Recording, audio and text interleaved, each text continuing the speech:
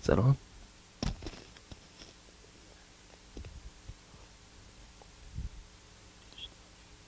Yeah. Is it on?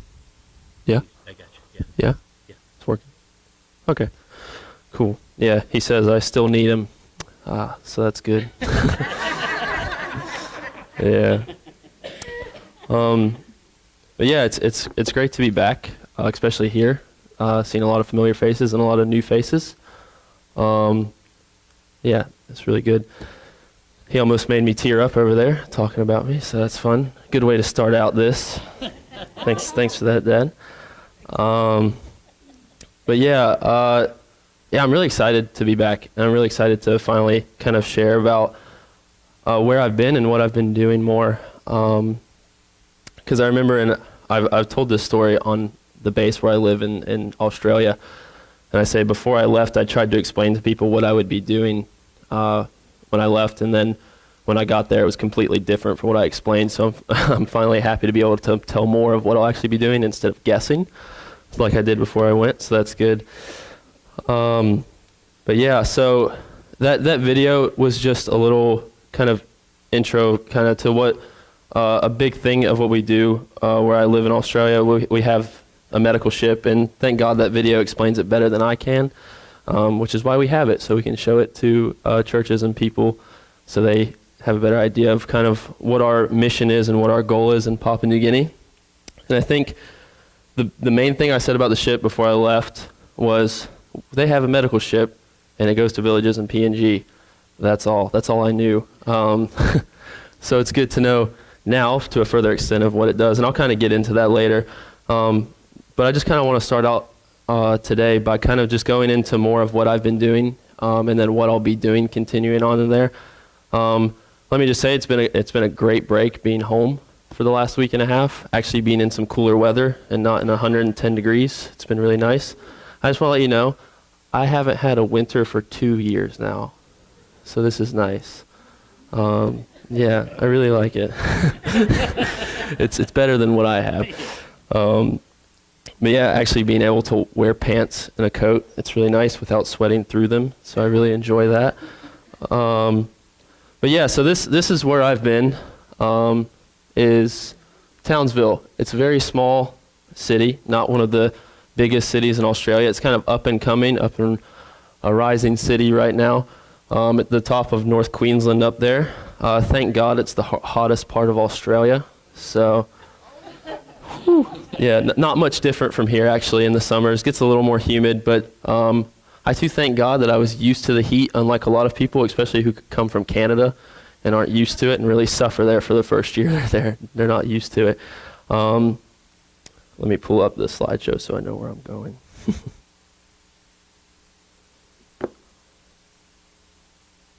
Sorry. Okay. So yeah, Townsville, and then if you can go to the next one. This is the city where I live. We actually have a hill behind the base that we can climb up, and this is the view of just the city. So I kind of just wanted to show you more of where we live. As you can tell, it's not that beautiful. Kidding, it's gorgeous, right? Yeah.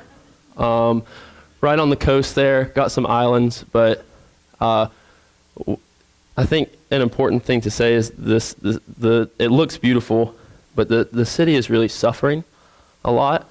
And I wasn't going to get into this now, but Townsville and North Queensland in general in Australia has I think it's the highest teen suicide rate in Australia, which is really sad. It actually has more suicides per capita than the United States, and the population compared is about 36 million in Australia to about 300 million in America, which is really sad.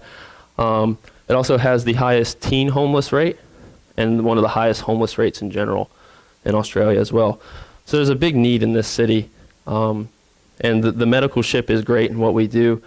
And one thing that we've been noticing in YWAM Townsville is that there's a really big need for the people of the city right now. And a really big calling on, we need to be helping the people of the city because we have such a foundation of where we are that we can reach out to people. But I'll get into that in a little bit. If we can go to the next one. Yeah. This is where I live. The YWAM Townsville was very blessed because they got this property, was it 5 years ago, Aaron? 4 years ago, 5 years ago. Yeah, they got this property, and it was given to them to the city, by the government, very cheap. And that's one thing I'm recognizing as Townsville is they really support a Christian movement and a Christian organization, which is really odd from here.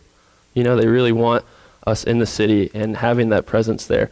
So we were kind of gifted this, and this is a really old city building as well. And this is where I live, and where kind of everything operates out of. This is where we operate the ship out of, and everything that we do in Townsville in general. It's a great place. Love living there. But yeah. And then go to the next one. This is the ship. You kind of already saw the video. I was going to explain more about the ship and some of the stories about it. I've only personally been on there once. I haven't been able to actually be in it in Papua New Guinea yet, but I'm hoping to be able to go in around next September for maybe a month or two to go and do what the video was kind of showing you more of there. But just like some stories about this, I think my dad probably shared some that I would send in as well, right? Yeah, just two quick ones. It was kind of mentioned in the video, but very briefly, about the mother who had never seen her children. And we're talking, we have people that travel weeks to come to this place because the healthcare in Papua New Guinea is so bad. Like, you think about people haven't been able to see all their lives because of a simple cataract surgery where we could go and have something done like that in an hour. You know, they haven't been able to see their family, their kids, or anything because of something so simple, because there's just no health care available in the places that they live. And the point and the calling of the ship is we can actually get into those places that don't have hospitals, that don't have medical facilities, that don't have any healthcare workers, and actually provide that to them for free, no cost, anything. And we're talking anyone who comes on the ship is a volunteer. They don't get paid at all. And we're talking doctors, nurses, optometrists, dentists. They all come on, leaving their job for 2 weeks, no pay at all, to come and do this, which is incredible because they're not all Christians either. We've had Muslims that come, we've had Christians, we have atheists, you name it. It's awesome. Like, God is calling people that aren't even Christians, that aren't even hearing his voice, but they know that they can come make a difference in this country and provide what they know to help the people here. And it's great. But yeah, some stories from it is, actually I kind of just want to highlight how God is using this even more. I haven't talked, this isn't in the video, but when I first arrived in Townsville, I actually worked not on the ship, but in a relationship with the ship. I was the person that was contacting all the doctors and nurses and everything that applied and helping them get their visas and registrations to work in Papua New Guinea, which was really cool. I got to admit that I didn't like it because I sat in front of a computer all day from 8 to 5, working on a computer. And my dad knows this, but you don't. That's just not my style. I like to do some hands-on work and stuff like that. But kind of being able to see the fruit of the people coming on board was awesome. And I think one of the coolest things ever is we had a bunch of meetings with the government of Israel, which is crazy, right? Yeah. And this still blows my mind, is we had these meetings with Israel. So now Israel, we have a lot of Israeli doctors and dentists who come on the ship, like every other outreach. And the crazy thing is the government pays their entire way to do it. The Israeli government, they pay their plane tickets, food cost, the cost to be on the ship and everything, because they want to be sending their people out here to do this too. And you think about it, that's insane, right? Yeah. Yeah, it blows my mind, and I hope to be on there to do an outreach with these people and just see the work they're doing. And it's crazy because you're ministering in Papua New Guinea on the ship, but you're also, you think about it, you're ministering to the people that come on the ship as well that aren't Christians. It's just full circle ministry of those who don't come on. And I remember I was on a call with a lady one time. One second. I was on a call with a lady one time. She was an atheist, but she was a nurse, and she was really excited to come on the ship and couldn't wait. And she asked me one question. She's like, "Now I know you guys do a lot of Christian things on the ship." And I was like, "Well, yeah, we do." And she's like, do I have to attend any of that stuff? And I was like, no, it's all come at your own, come at your own leisure. Like, if you want to attend them, you can, but you don't have to. And she was like, oh, she's like, that's great. That really settles me. Then I'm going to come, But while she was there, I know she still got ministered to by the people that are there and the staff on the ship, and that she saw that thing and it opened her mind to it. Even if she didn't want to be a part of it, she still saw it, And the people that come on get ministered to in that way, and then they have a chance as well through what God has provided this ship and everything to do God's work in Papua New Guinea. It's crazy. I wasn't going to spend this much time on the ship, but I feel like it's really important. It's a big part of our calling in Townsville and what we have and everything like that. But it's insane. It still blows my mind today, a year and a half later. And I'll get into something else big that's happening in Townsville later, but I kind of want to go into more of what I've been doing. And I put a nice note up there. You can see. Yeah, give it a hand, give it a hand, give it a hand. Yeah. I can brag a little now that I lost some weight over there and gained a little, right? But I love this picture as a beautiful shot. This is in Papua New Guinea. I got to go a few months ago.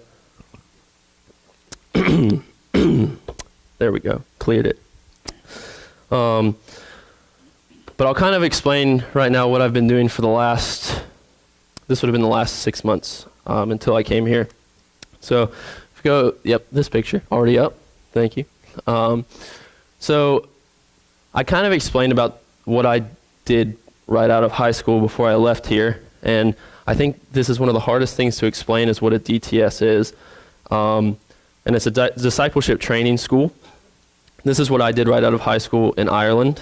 And it's where you go for 6 months. 6, not 5, 6. And you attend 3 months of lectures, which really just is about diving deeper into who God is and your relationship with Him and how missions is supposed to work and what you're supposed to, like, just letting God take control of your life. It's literally, we have a joke.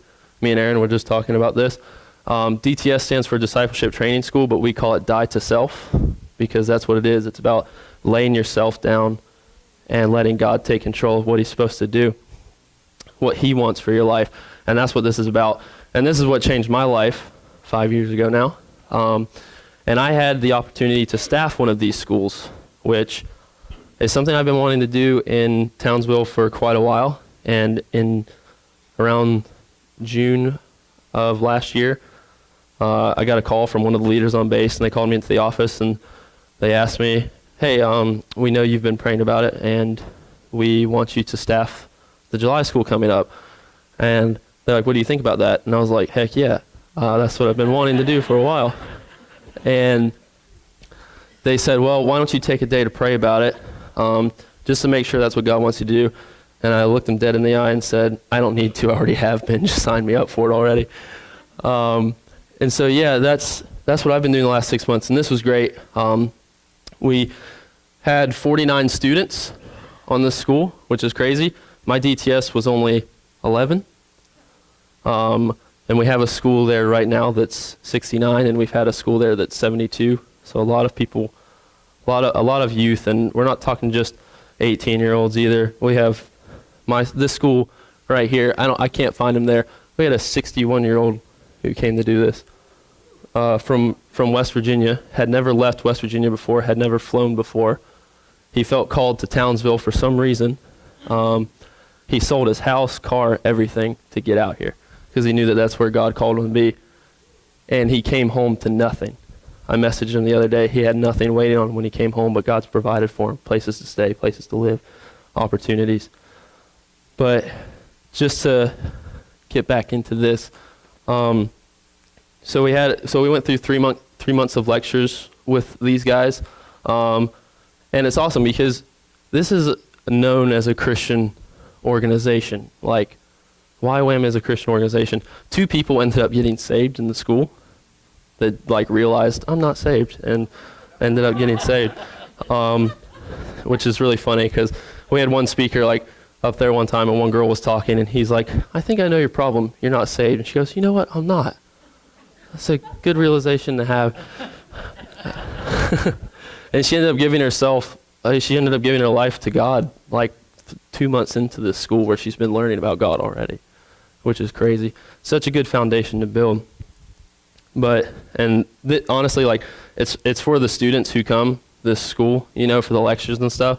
But we as the staff get so much out of it as well because we're just going through it. And like we said, DTS, die to self. You got to lay things down every day, every morning that are keeping you from God and what he has for you. And I know me, like there was one week, we take notes during the lectures and everything. And as a staff, we kind of sit in there and make sure like the students are paying attention and to be in there with them as well to learn and to be able to talk to them about what's going on in their lives and everything. And I remember one week I took probably more pages of notes than any of the students in there because I was getting more out of it than anyone else, So yeah, and then in these schools we do 2 months of outreach as well, 2.5 months of outreach. On my DTS, I went to Lebanon. And as you can see, this base is focused as Papua New Guinea and in Australia. And so I led a youth team. We have different electives for the school.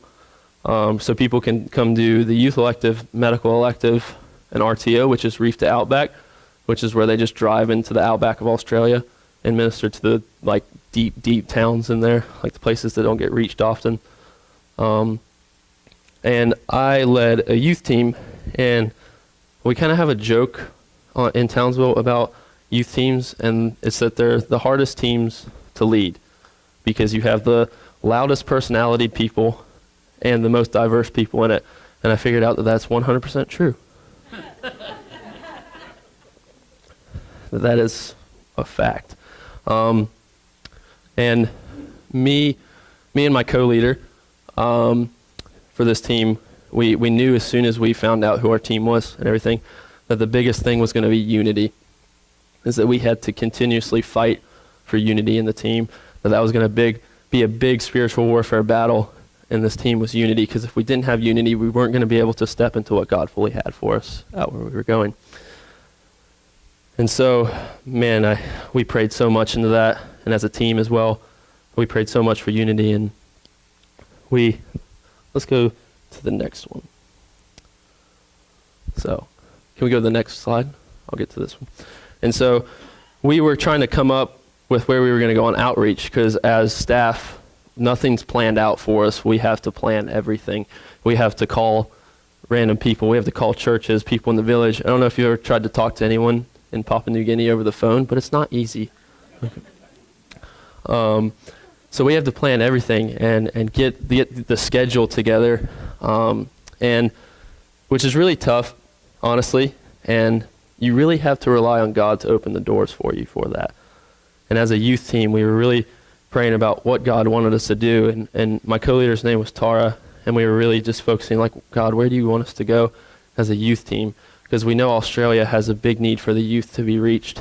And we know Papua New Guinea has a big need for the youth to be reached as well.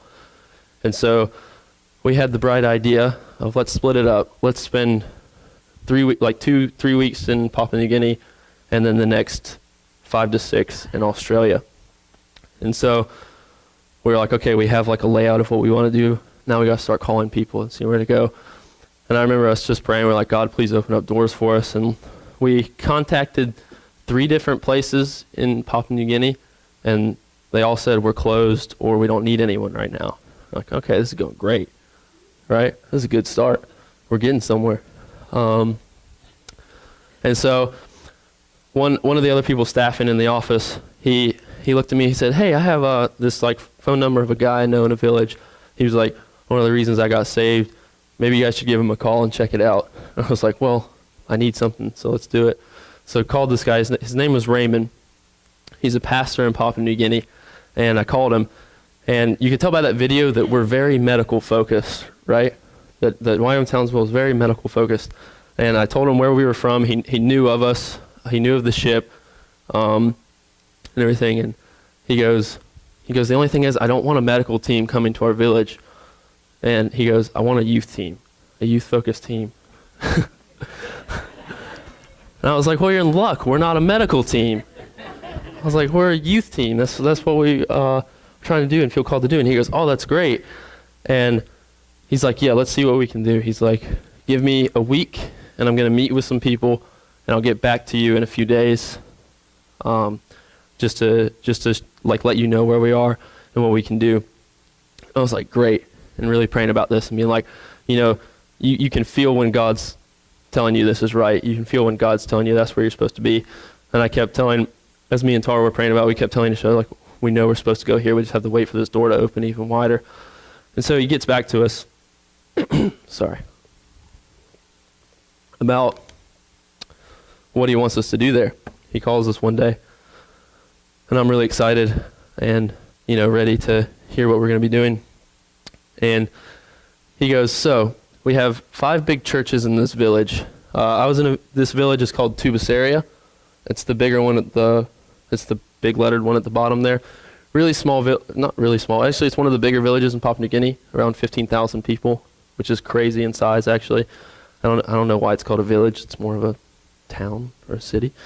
But, so he's like, this is where we want you to come. This is where I live.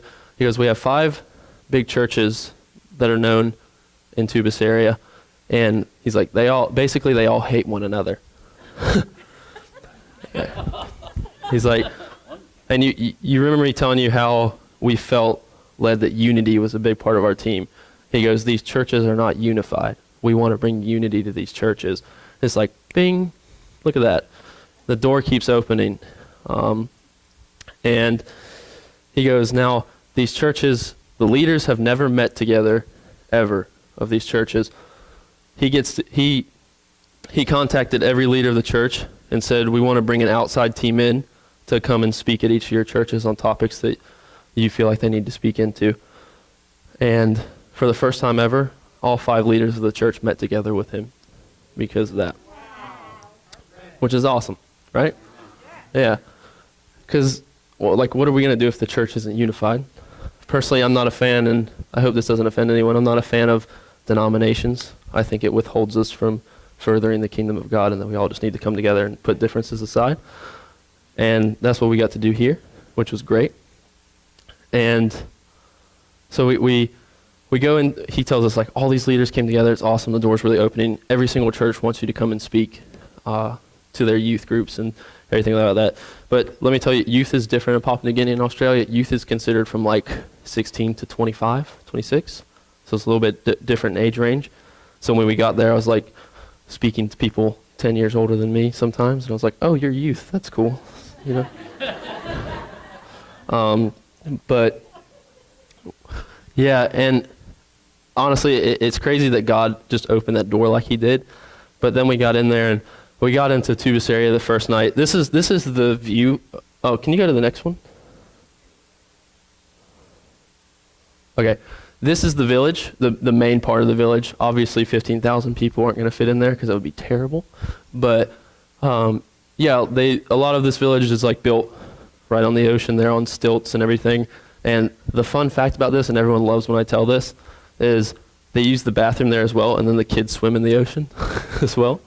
So hygiene isn't that big, and it's something you really got to watch for yourself when you go there as well. My whole team apparently got worms while we were there. Yeah, had to take some deworming tablets, which were just great. Yeah. But yeah, so we get in, and I tell you what, we get in, and all the leaders came together to meet us as well. So we got the second time that all the leaders of the churches come together to meet us as we came to the village. And not only did they just come and do like a meet and greet, that's what we called it, but they all worshiped together, prayed together, did everything, which was awesome. And so for the week and a half that we were there, wow, there we go. The top picture up there is with one of the youth groups that was there.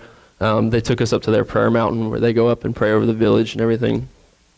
And we got to go up there and just be with them, pray with them, minister to them, and really encourage them. A lot of the churches, what they wanted us to do was come in and talk about peer pressure and the things that drive us away from where God wants us to be and what God wants us to be doing, because there's a big struggle there. Like I'd say the biggest struggles are probably premarital sex and alcohol problems and family issues. Those are big three.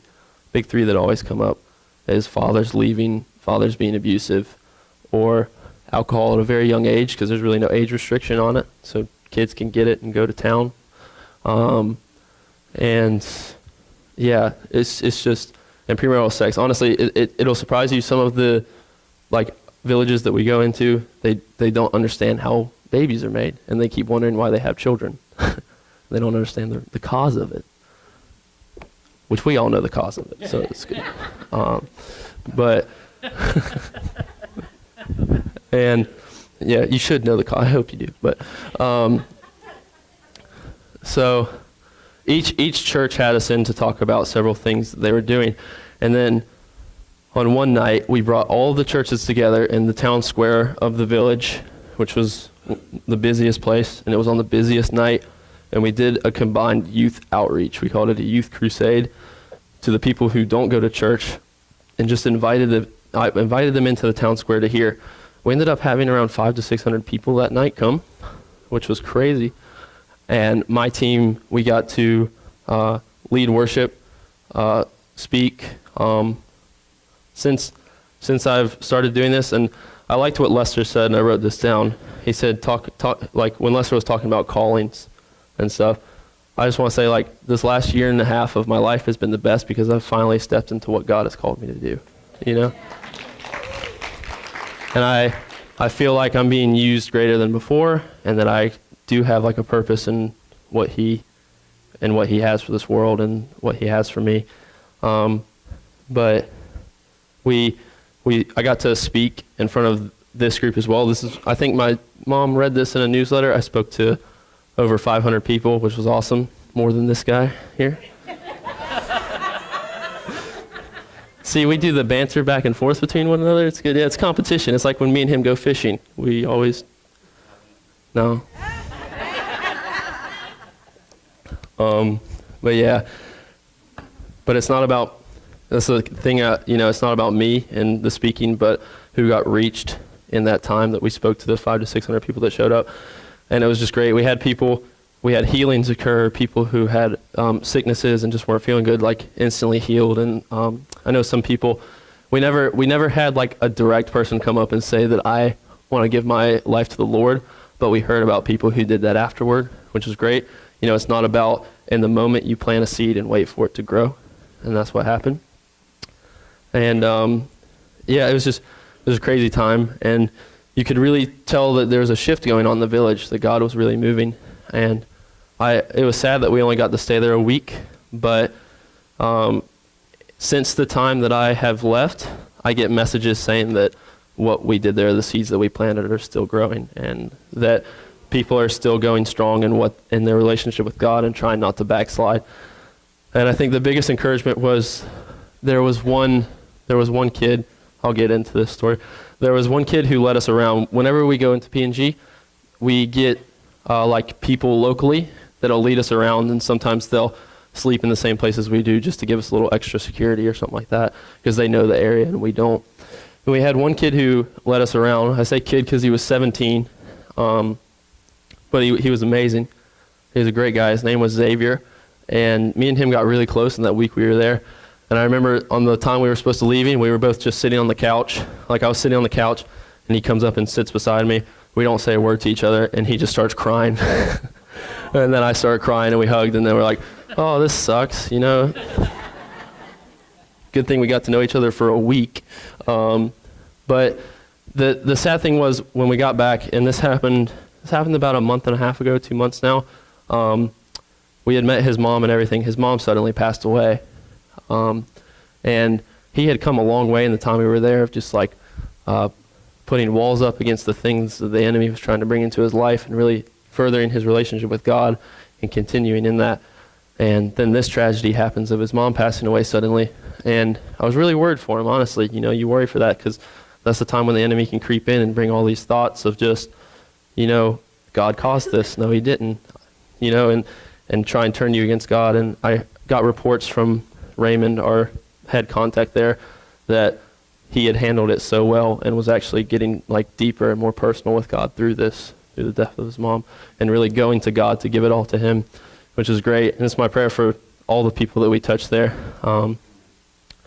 Yeah, I like this picture because this is one church we went to, and we had 11 people on my team, and 6 of them got insanely sick in the last few days we were there. Like really bad diarrhea, and there were 6 girls, 1 bathroom. Didn't go well at all. Glad I wasn't there to be a part of that. But they ended up having to leave early from this church, and this church had set up so much for us. They made dinner for us. They did everything. We're welcoming us there, had prepared dances and skits and everything, and people to come sing for us. And we ended up having to have 6 people leave, and we were like, oh man, this looks terrible. Like, our people were just getting in a truck and leaving, and we got up and explained, like, oh, they're just not feeling good. It wasn't anything that you prepared or anything like that. This was from a few days ago. And this actually ended up being one of the most probably impactful times for me and the people who stayed there, because we decided to stay. And I had one guy, really like him. He's behind me in this picture in the blue shirt. His name's Devontae. And he hadn't been feeling good either. He had been having stomach issues and been throwing up. And he looked at me when the others were getting in the truck, and he's like, oh man, I want to go too. He's like, I'm just not feeling good. And it's funny, I had been telling my team that I am not sick, and I had been sick just as long as they were, but I was trying to speak better over myself. Our words have power.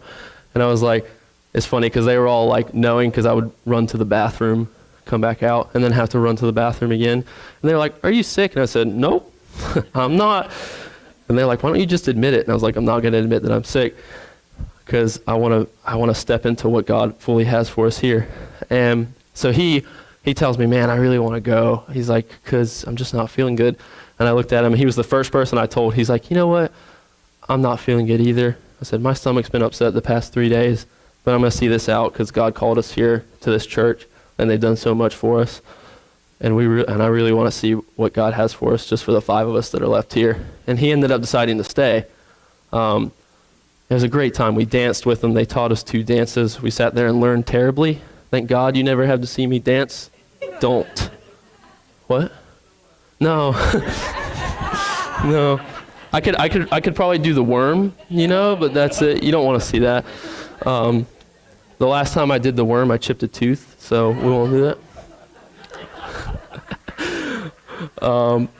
But so Devontae, he comes to me after we're at the church, and he goes, man, he's like, thanks for telling me about that. He's like, because I decided to stay, and he said I got so much out of what we did here today, and saw so much like come out of it, and just the relationships we built with the kids, and the chances he had to talk to them and everything, and it was awesome.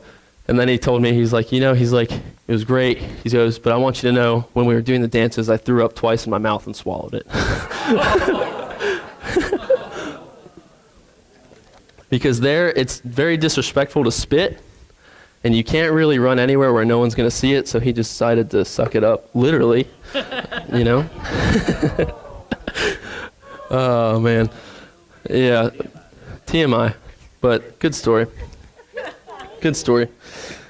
And so, just kind of take a break from the sickness. I love this picture. My mom loves this picture. This is probably her favorite one that I've showed her. They are fascinated by arm hair. And unlike my dad, I'm a very hairy guy.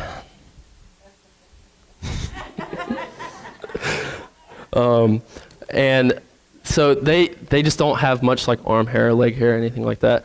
And this kid, since I was at a church for the whole time, he just came up to me and noticed, and he just started rubbing my arm for an hour. I was sitting there rubbing it. And I was like, I'm not a physical touch person, especially with those I don't know, but you gotta lay things down, right? And so I just held my arm out for him. He calls his friends over. He's like, feel this arm. Sick.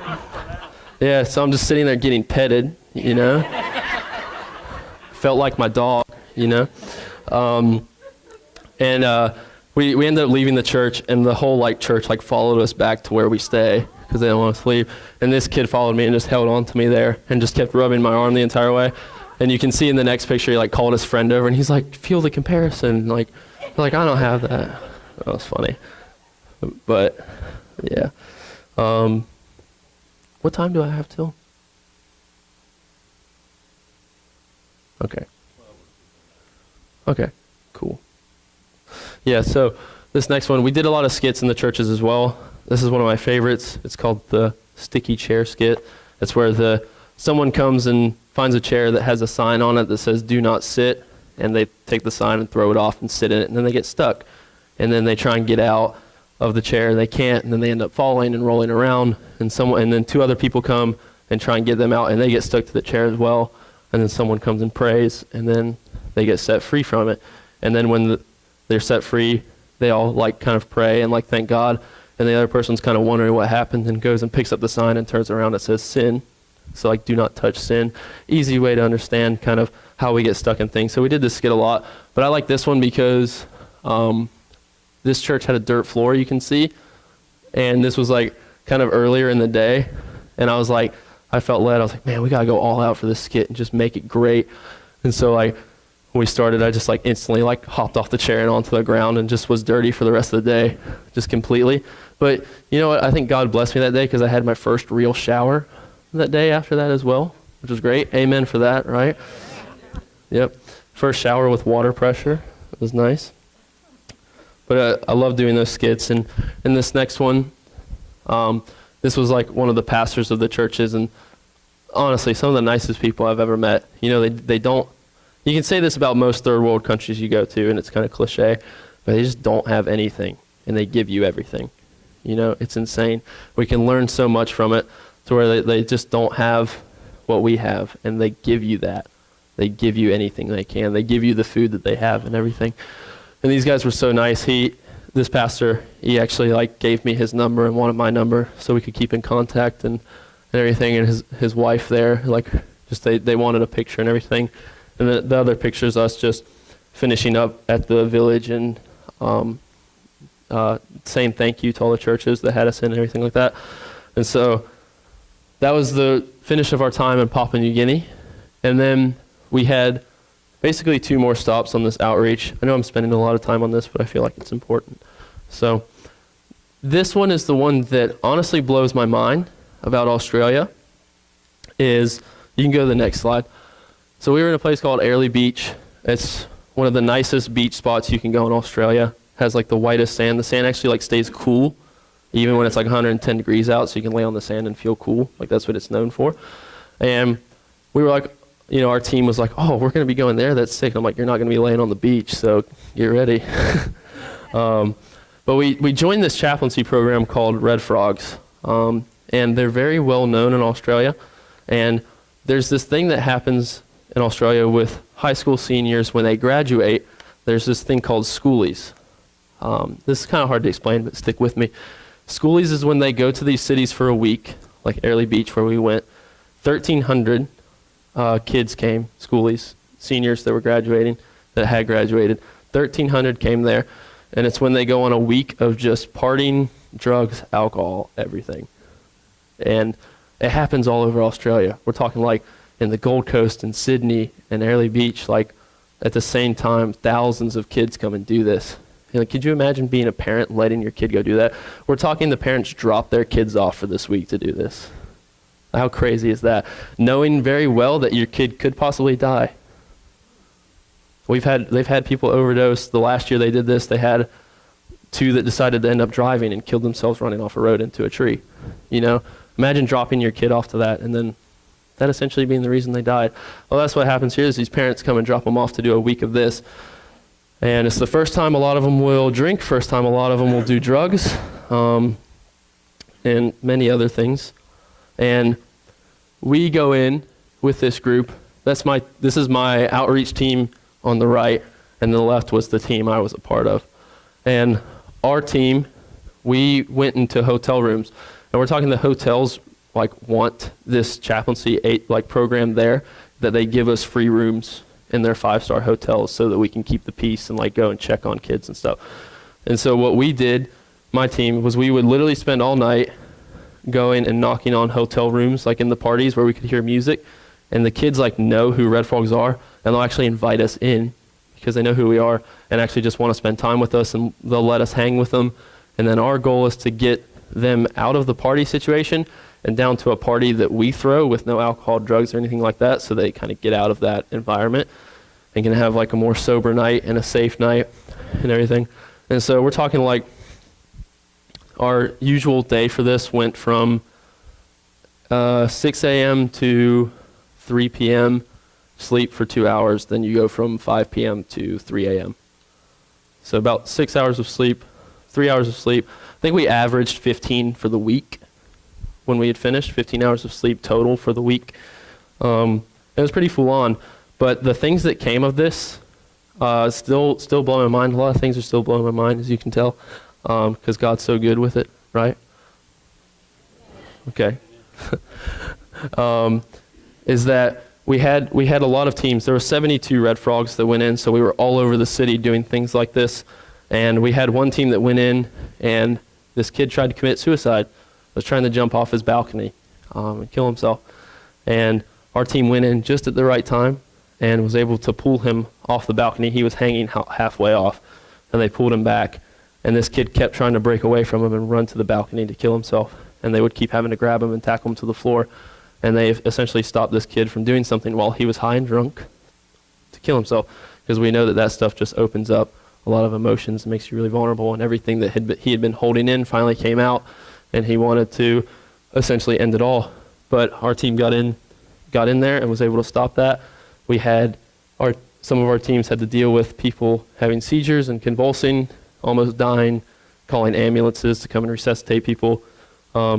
Essentially, like, honestly, saving these kids' lives from just doing something stupid. And that was our whole week. And we had to take 2 days off because people saw things that they'd never seen before, and it was really rough.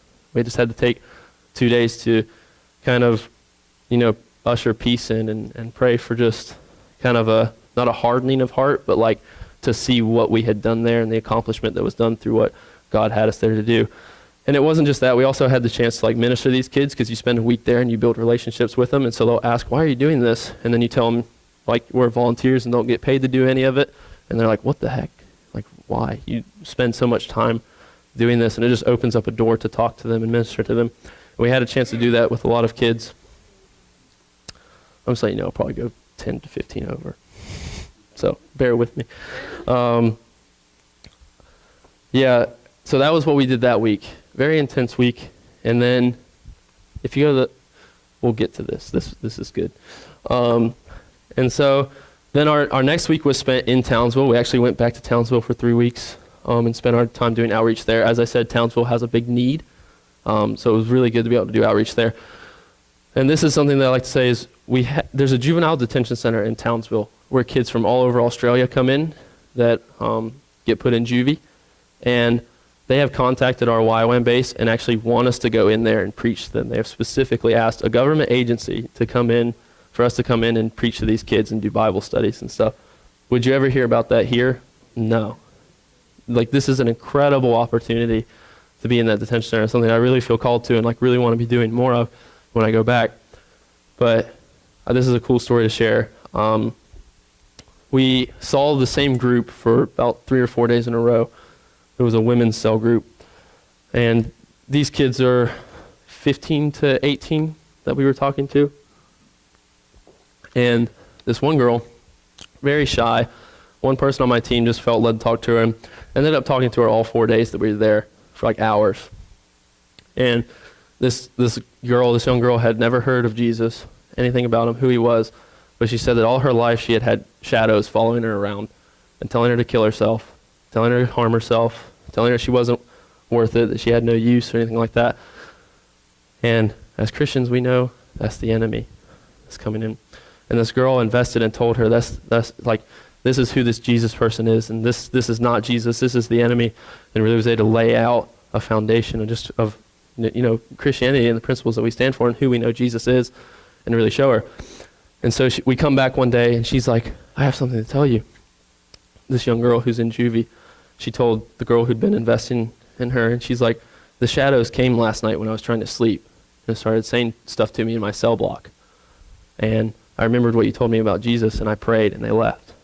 And so she finally saw that this was real, She saw this was real. And so this girl on my team started kind of explaining more to her about what spiritual warfare was, because that's what it is. But when you try and tell someone who doesn't know anything about Jesus, about spiritual warfare, you really, it sounds kind of crazy. But she was able to really tell her and invest in her. And this girl in juvie was like, I don't want to tell you what I did to get in here because I'm afraid you'll leave and not talk to me anymore. And she's like, you don't have to tell me what you did. She's like, I don't care about that. I don't care what you did. Like Jesus, he doesn't care what we did. But she wanted to invest in this girl's life, and she did.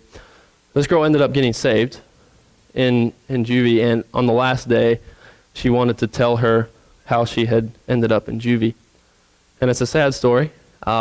She used to do drugs, meth, and a bunch of other things with her boyfriend. And her boyfriend were doing meth? I don't know what you call it. They were doing meth one night. And the boyfriend put a little something extra in it that night. And it made the trip much worse than it had been. And the shadows started chasing her that she had been seeing and actually coming after her and trying to attack her. And she was freaking out and trying to fight them off. And she ended up picking a knife and stabbing one of them. And when she came to, she had stabbed her boyfriend's best friend and killed him. And it's pretty crazy. And so she's in for 15 to 25 years. Right when she is out of juvie, she'll be going to prison. She'll just be transferred. But now she knows that the power of Jesus is there, in Jesus' name, to know what's going on. And then we have an opportunity in there now to be reaching all those kids in that same way, which is crazy. Honestly, it's insane in a good way. And God is just opening that door. He's opening so many doors for us in Townsville, which I can't wait for. Can't wait to go back and be a part of. Which leads me to this. This is a miracle in itself. When I first got to Townsville, I knew God had called me there, but I didn't know what he had called me there for. This kind of leads into what Lester was talking about, callings. And I was really struggling my first 3 months there, and I was like, all right, God, what have you called me here to do? And 3 months in, we hear word that the Salvation Army is selling a property. And they've been trying to sell it for a while. And we had been talking about starting up a youth center for troubled teens, and how I said that teens have a super high suicide rate and homeless rate in Townsville. We heard about this last November. They were selling it. And as a base, we have about 100 staff on base that are there full-time, like me. And we all got together and we prayed about this. And we were like, is this something that God wants us to do? And all of us got yes. All of us got yes, we were supposed to go for this. I think this property was on average sale for $3 million. And they gave it to us for 2.2, which is crazy. We had an anonymous donation from the States, a guy who had never heard about us. Can I get another water? That's okay from someone? Sweet. Thank you. And they got a call, the leaders on base, they got a call from an anonymous guy in America. And he said, hey, I want to give you guys some money. He didn't know anything about this property that it had just come up or anything like that, but we knew as a base we needed to start fundraising to buy this and everything. And so this guy ended up donating about $980,000 to this, and that ended up almost paying half of it. And after a lot of work, we finally got this property in December, which I wasn't allowed to say anything about it because we were keeping it under tabs, and we didn't want the press and the public to know about it, because YWAM in Townsville is very public and the press will pick up on things, and so we kind of kept this under wraps. But we got this property, and I've been waiting on this since November of last year. I waited a year and a month for us to finally get this, and it's not about me waiting, it's God's timing, and you can tell that the timing's right, because this is the time when Townsville needs a place like this. And so our plan for this is what I've been feeling called to for a year. And this building that we bought can accommodate about 200 people.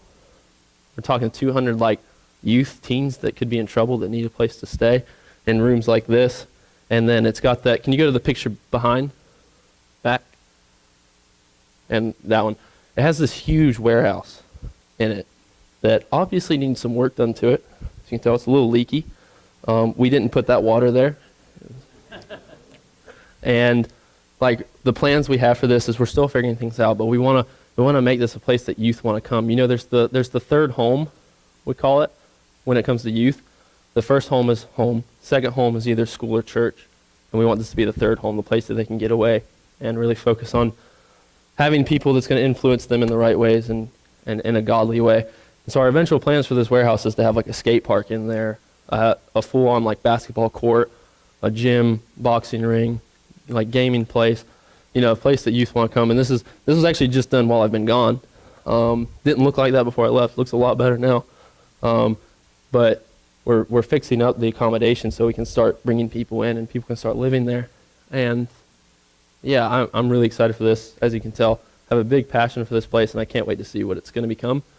But yeah, this is what I'm doing right now since the school ended in December. I'm actually working in this building now, doing construction, using what my dad taught me all my life, right? Look at that. It paid off. There you go. And so, feeling like this is where God has called me and I can actually do something to help this place and fix it up.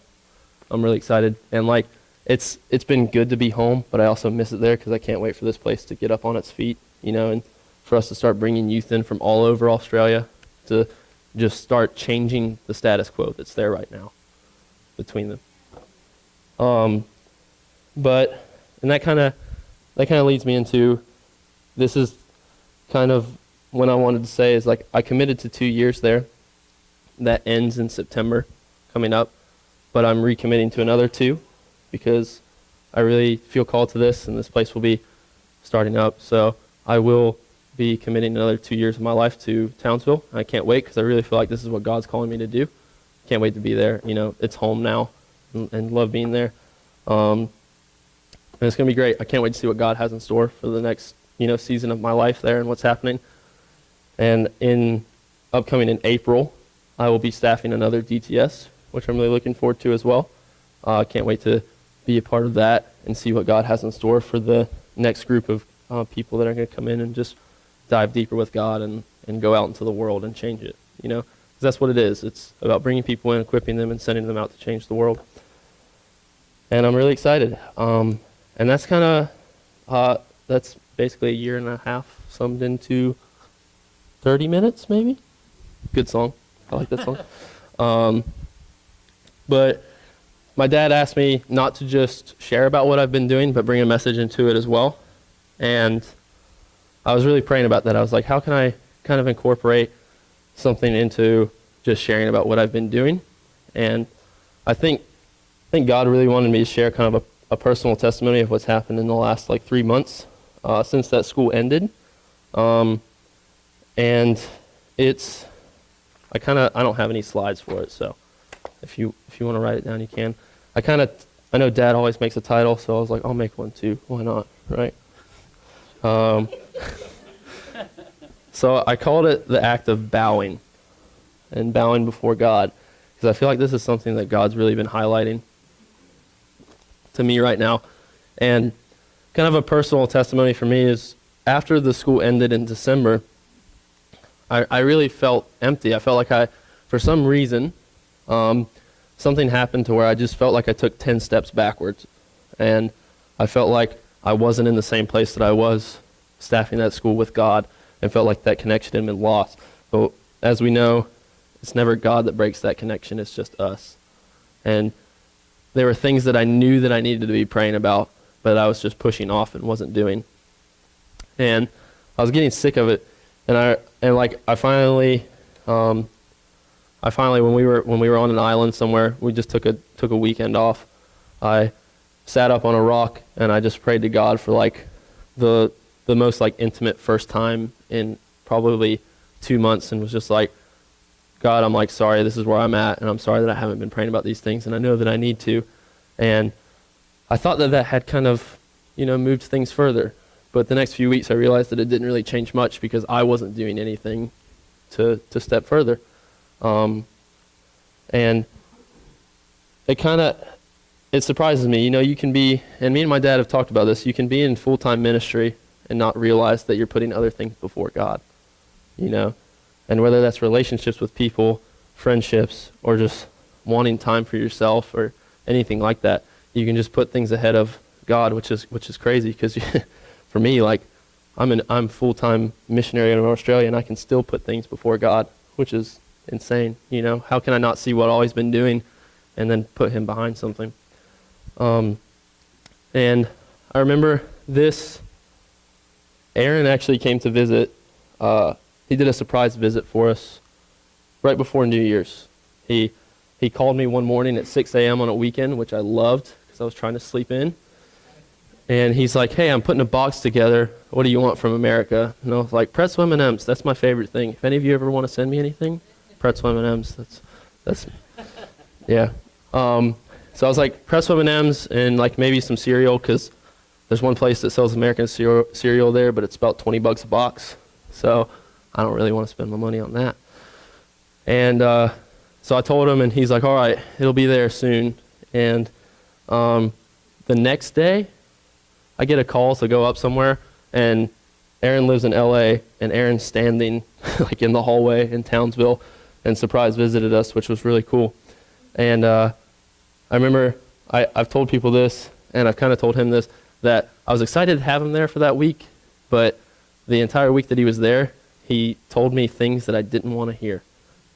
He challenged me a lot, whether that was relationships that had kind of fallen apart with people, or just like putting things ahead of God. Like he could tell, he had that sense of just that I wasn't in the right place, and really challenged me to see where I was at and why I was like that. And I remember we were in worship one night on base. We do worship Monday, Wednesday, Friday, and we were on a Wednesday night worship one time. And during that week, he was there, and I remember just not being into it at all. And it was finally the point where I said, all right, God, I'm sick of acting the way that I've been acting, and I want to change and be back in that connection with you and not be running anymore. And then I was sitting there praying, and I was like, what do I need to do? I'm not a person that likes to do like physical acts to represent something, you know? Like when God tells you maybe to stand on your chair or something like that, or yell during worship or whatever it may be.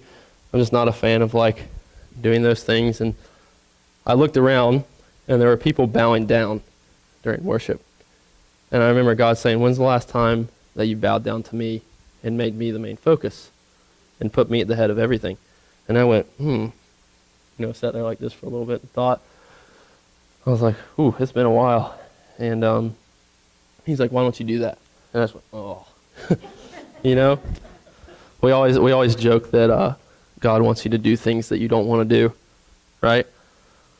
You can ask my mom that about moving to West Virginia. She's the best example that I've had all my life. But yeah, so I was sitting there in worship and got down on my knees and just bowed down. And I was just praying, and God just overtook me. I've never sobbed like that in my life. Never cried like that in my life. I remember I had to put my shirt over this part because it was so covered in snot, like so much that my shirt probably got hard afterwards when it dried up. And it's a good image to have. You're welcome for that. And I sat there and God just His presence just overtook me, and it was insane. And it was that stepping point where I knew that I needed to start changing things. And God was like, I'm right here, never left, but you just need to put me ahead. You need to bow down to me. And it's not a one-time thing. It's when you wake up in the morning, your mind might start going crazy about, I have this to do today, or I have work today, or this to do. You lay that down and you bow to God first and put Him first and foremost in what you're supposed to be doing. Because if He's first, everything's going to be fine, honestly. You don't have to worry about anything at all. And that was a stepping point for me. And I do like speaking in front of people. I do. I love what I'm doing right now. But for some reason, I don't like speaking in front of people during chapel services, during worship times. And once that had finished, once I finally stopped crying after 30 minutes, and a couple people prayed for me, God just said, you need to go say what happened up front in front of this entire base.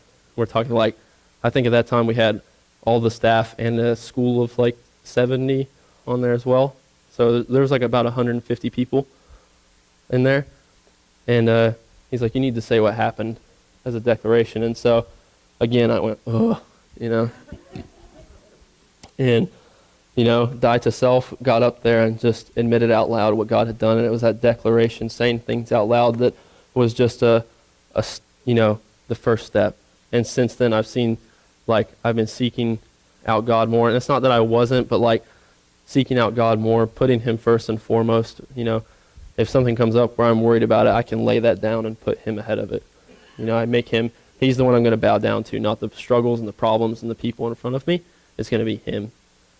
And, I'm really excited that I finally realized that.